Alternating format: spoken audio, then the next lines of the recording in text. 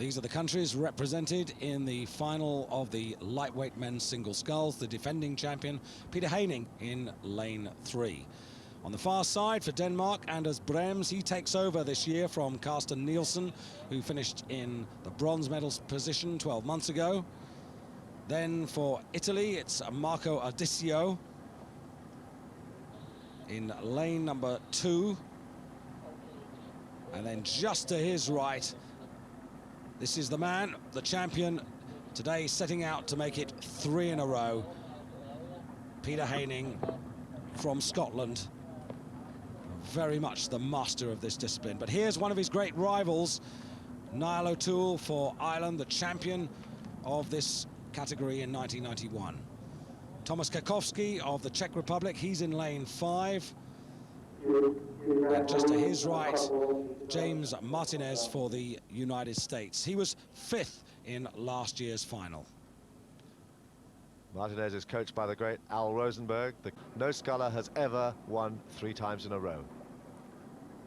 Well, this is one of the races we've really been looking forward to, particularly for our British champion.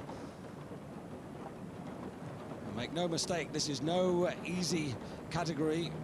The entry's up again to 22 this year, so these men have had to work hard to get into this final. It's a very tough event. A lot of the top scullers, though, the best scullers in this lightweight event, have gone into the double, preparing for the Olympic event, the new Olympic event at the Olympics next year. Peter Hejning was working in a double with Carl Smith right the way through the season, but it wasn't working, it wasn't gelling. And he reverted only a month ago to the single, and Carl Smith found another partner to do the double, which hasn't qualified for the Olympics at this regatta. So Hejning, only a month back into the boat, has hit the front at 250 meters. His big rival, Niall O'Toole, was expected really to be the favorite here in the absence of Hejning, but he's now lying 4th, and it's Hejning out in front. Anders Brems in picture at the moment for Denmark on the far side, but Hejning trying to stamp his authority over the rest of the field. For Italy, Marco Ardisio. Still rating very high, Marco Ardisio, trying to keep in touch with this strong field, but Hejning, who trains through the winter in Hong Kong, does all his long-distance work in Hong Kong, done a lot of weightlifting, a lot of strength work. And here he is, leading the field at 500 meters, with Niall O'Toole surprisingly back in 4th position. Well, Niall O'Toole had a tremendous battle with Peter Hejning in Indianapolis 12 months ago and clung on tenaciously to take the silver medal ahead of Carsten Nielsen. But these two men, O'Toole and Hejning, they're rivals out on the waters, but they have an awful lot of respect for each other. Yes, this is O'Toole, who won the gold medal in 1991, and these two have had a rivalry ever since then. But the man in 2nd place at the moment is from the Czech Republic, Kakowski, and he is moving extremely well. He's very, very smooth sculler.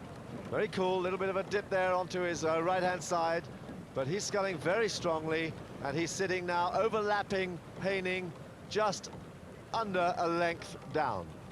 Niall O'Toole in 3rd place now. He's moved up ahead of Martinez, and he's sitting in 3rd place. He looks also like he's having a little bit of trouble with the water. He's catching his sculls a little bit on the way forward, and that just seems to be causing him a bit of a problem. But no problem here for Peter Hejning now, who's opened up a length lead on the field.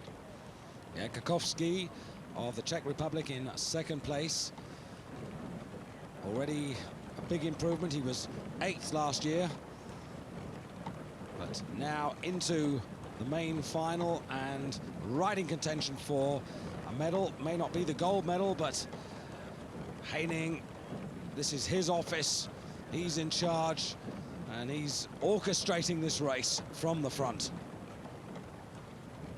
Oh, a little bit of a shipwreck there from Niall O'Toole there, just at the 1,000 meters, as he's trying to stay on terms with Kakowski. But look at Haining, he's so strong through the middle of the stroke. He's done so much upper body work, and he works very, very hard through the middle of the stroke. And really he goes like a train. There's no stopping him. He just goes off the start, and he just stays at that rate. Watching him training in London on the Thames, where most people do their steady state at around 18 or 20, Peter Haining does it at 24. That's his natural rhythm, that's his natural rate. Kokoski still in second place, ahead of Niall O'Toole, but just some statistics on Peter Haining. That time for the first half made up of 1:48.20 for the first quarter and 1:55.07 for the second 500 meters. So these two men now, if they want to challenge, they've really got to move now in this third quarter. They cannot afford to dawdle or hang about. They've got to attack Haining.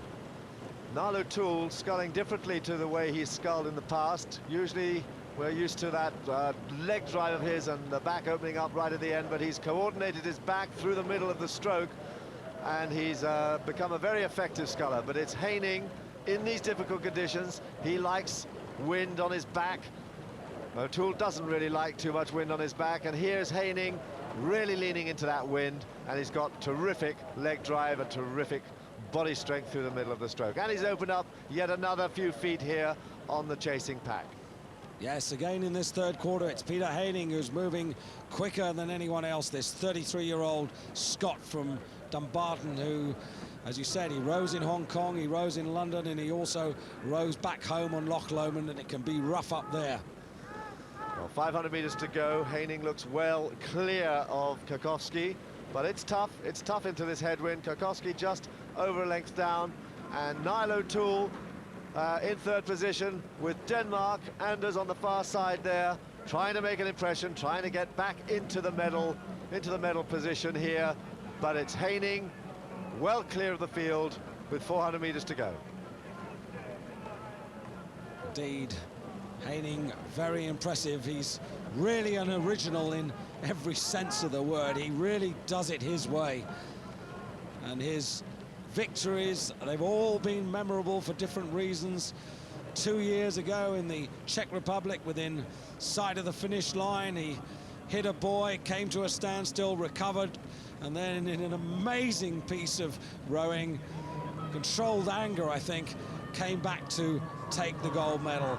He was majestic in Indianapolis, and he's now got 250 meters to go to complete a hat-trick of victories. And Anders Brems on the far side for Denmark is really moving on O'Toole for bronze and perhaps even silver medal position, but this is the man who's in the lead and looking really good. It's really very strong here, this last 200 meters. Just looking there for the front, making sure his steering is right, but he's aware of Kokoski, who's moving a little bit on him. And look on the far side, look at how Denmark has come whistling through Ireland. He's putting pressure on Kokoski now. He's looking for a silver medal there, Bremers over the far side, but this man is the one who's going to take the gold medal. It's Peter Haining coming in for his third successive singles title, with Kokoski pushing hard and Bremers for Denmark in third position. Peter Haining takes it, Kokoski second, and Bremers on the far side for Denmark, third again for the second year running. Well, I wonder whether Anders Brems will think he should have started that sprint just a little bit earlier. Had he done so, he might well have snatched the silver, but Haining flat out. Nodding his head, shouting help, shouting help. He's in trouble there a little bit. He seems to have completely collapsed on the bad day. He doesn't usually sit there. He's usually there congratulating people, but he's in trouble. And indeed, Peter Haining was in trouble. Peter's an asthmatic, and uncharacteristically had forgotten to take his Ventolin 5-10 minutes before the start of the race. And for the last 500 meters, it was a case of mind over matter, sheer guts and determination.